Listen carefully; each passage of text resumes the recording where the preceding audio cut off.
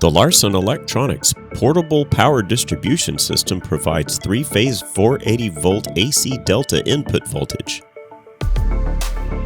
All system components are protected by a powder-coated steel enclosure with a top-located handle for mobility.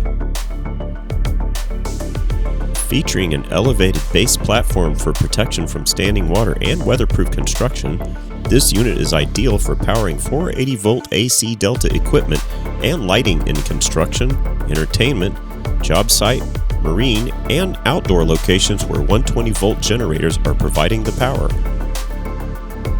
In the instance of circuit overload, the unit automatically shuts down to protect the unit from damage, and operators manually restart the system. The housing on this unit is constructed of powder-coated steel with a NEMA 3R enclosure rating. Larson Electronics, building trust since 1973. Contact us today.